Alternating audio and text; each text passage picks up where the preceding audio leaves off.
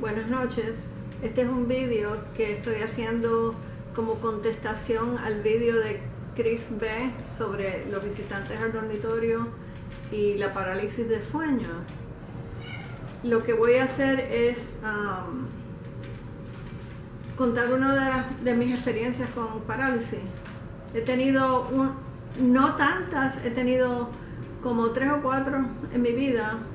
Me han dado a la vez, o sea, en una semana me han dado 2 o 3, entonces nada. Y después, un año después, 3 o 4 días con diferentes cosas. Pero en realidad no soy de las que me han dado muchas, pero hay una en particular que fue una de las que más me impresionó, quizás porque fue una de las primeras que tuve.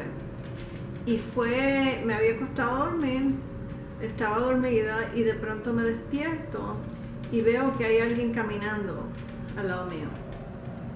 Por supuesto me altero, y cuando me altero y me voy a levantar a ver quién es, no me puedo mover y me doy cuenta que estoy paralizada. Entonces veo al fondo del cuarto una sombra que era como un hombre de talla mediana, no altísimo, pero me dio esa impresión de que era hombre.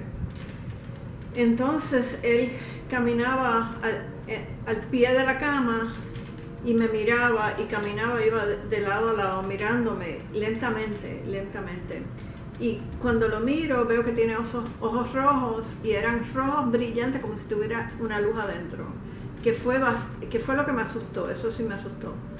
Entonces, según empezaba a acercarse, yo cerraba los ojos del miedo, y cuando los abría de nuevo había vuelto a donde empezó. Es como si le dieras una película y después la apagaras, la dieras para atrás y la pusieras de nuevo. Hacía lo mismo, caminaba y se me iba acercando poco a poco, y cuando ya estaba casi que me podía tocar, entonces yo cerraba los ojos y volvía.